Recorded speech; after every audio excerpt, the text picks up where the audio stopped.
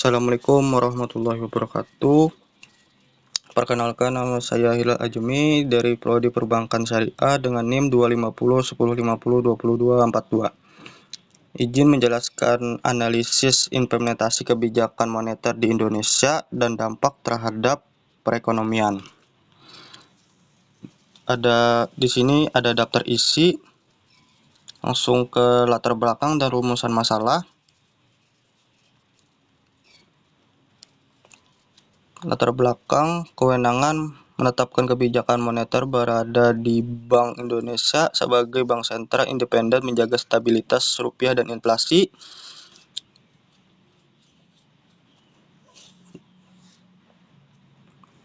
Konflik geopolitik, perlambatan ekonomi Tiongkok, dan tekanan inflasi global mempengaruhi kondisi ekonomi domestik Indonesia.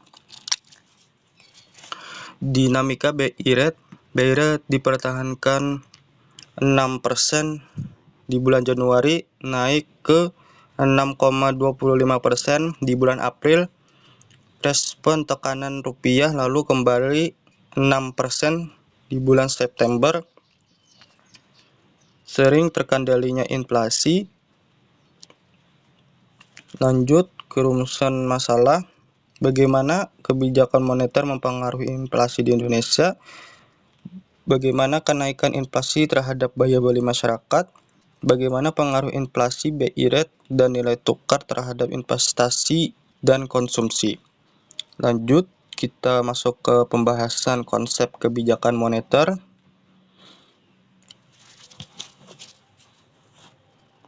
Di sini, kebijakan moneter adalah serangkaian tindakan yang dilakukan oleh bank sentral untuk mempengaruhi jumlah uang beredar dan tingkat suku bunga dalam perekonomian dengan tujuan akhir menjaga stabilitas harga dan mendukung pertumbuhan ekonomi yang berkelanjutan. Kebijakan moneter merupakan upaya pengendalian kondisi-kondisi moneter untuk mencapai tujuan perekonomi tertentu seperti stabilitas harga, kesempatan bekerja penuh, pertumbuhan ekonomi, dan keseimbangan neraca pembayaran. Sini ada terbagi dua. Yang pertama itu kebijakan moneter ekspansif, menambah jumlah uang beredar, mendorong pertumbuhan ekonomi, menurunkan suku bunga acuan, meningkatkan likuiditas perbankan. Kebijakan moneter kontraktif, mengurangi jumlah uang beredar, menekankan laju inflasi, menaikkan suku bunga acuan, menyerap likuiditas berlebihan.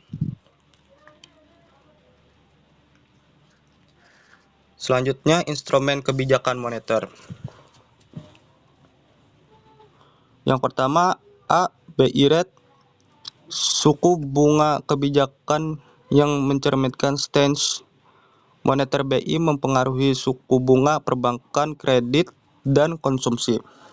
BI rate merupakan suku bunga kebijakan yang mencerminkan sikap atau stance kebijakan moneter Bank Indonesia sejak tahun 2016. Bank Indonesia menerapkan kerangka kebijakan moneter baru dengan memperkenalkan BI sebagai suku bunga acuan menggantikan BI rate. Perubahan BI rate akan menjadi suku bunga perbankan yang selanjutnya akan berdampak pada permintaan kredit dan konsumsi masyarakat.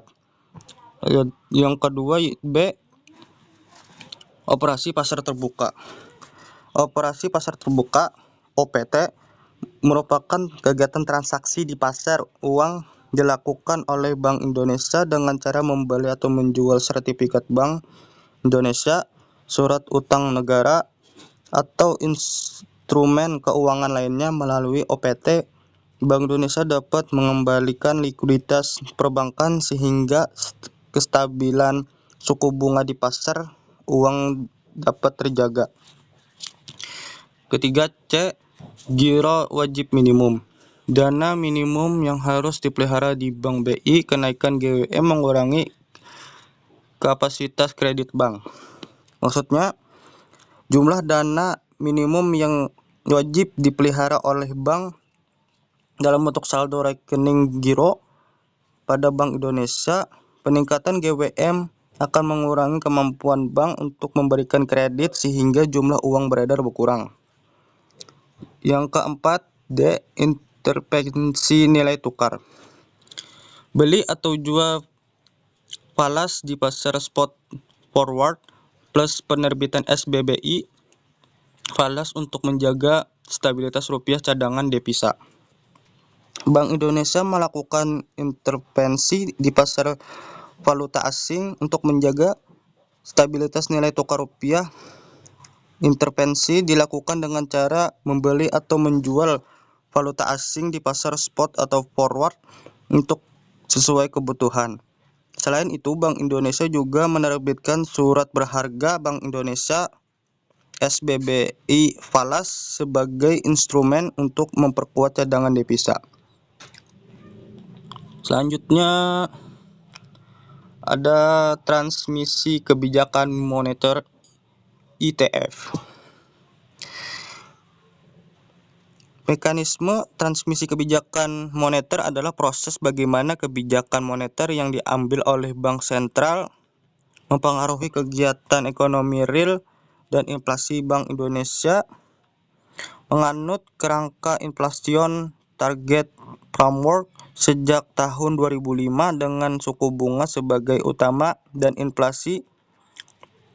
Mekanisme transmisi kebijakan moneter bekerja melalui beberapa jalur, yaitu jalur suku bunga, perubahan BI rate, suku bunga perbankan, keputusan investasi dan konsumsi, jalur kredit, suku bunga, kemampuan bank menyalurkan kredit, sektor real, jalur nilai tukar, suku bunga, aliran modal, nilai tukar rupiah, inflasi impor, jalur harga aset, suku bunga, harga saham dan properti, kekayaan dan belanja masyarakat, jalur ekspektasi kebijakan moneter, ekspektasi inflasi masyarakat di masa mendatang. Oke, selanjutnya data ekonomi di Indonesia tahun 2024. Di sini ada di tabel ini dapat diamati bahwa tingkat inflasi di Indonesia sepanjang tahun 2024 mengalami tren penurunan yang signifikan. Pada awal tahun 2024, inflasi berada pada level 2,57% di bulan Januari dan mencapai puncaknya pada bulan Maret 2024 sebesar 3,5%. Sebelum kemudian menurun secara konsisten hingga mencapai 1,57% pada bulan Desember 2024. Tren penurunan inflasi ini tidak terlepas dari efektivitas bauran kebijakan moneter yang diterapkan Bank Indonesia. Kebijakan Bank Indonesia dalam menaikkan BI rate menjadi 6,25% pada April 2024 merupakan langkah antisipasi untuk merespon tekanan inflasi dan pelemahan nilai tukar rupiah. Oke, di sini selanjutnya ada nilai tukar USD per Indo rupiah dan pertumbuhan GPD 2024. Bisa dilihat dari bulan Januari sampai bulan Desember. Yang selanjutnya analisis kebijakan moneter dan inflasi. Tadi sudah saya sebutkan. Nah, di sini ada beberapa persenan tertinggi inflasi. Di 3,0% inflasi puncak Maret 2024. 6,25% BI rate tertinggi April 2024. 1,57% inflasi tren Desember 2024, 2,5% target inflasi BI 2024. Selanjutnya di sini dampak inflasi terhadap daya beli masyarakat. Kelompok rentan, buruh dan pegawai negeri bergolongan rendah paling terdampak pendapatan nominal naik lebih lambat dari harga. Tekanan pangan, inflasi pangan cenderung lebih tinggi dari inflasi namun berdampak besar bagi kelompok yang mengalokasikan pengeluaran untuk kebutuhan pokok. Ya, bisa kita lihat di sini dan dibaca juga teman-teman. Pemilik aset diuntungkan, pemilik tanah dan properti diuntungkan karena nilai aset real mereka meningkat sering inflasi. Oke, selanjutnya yaitu pengaruh BI rate dan nilai tukar terhadap investasi dan konsumsi.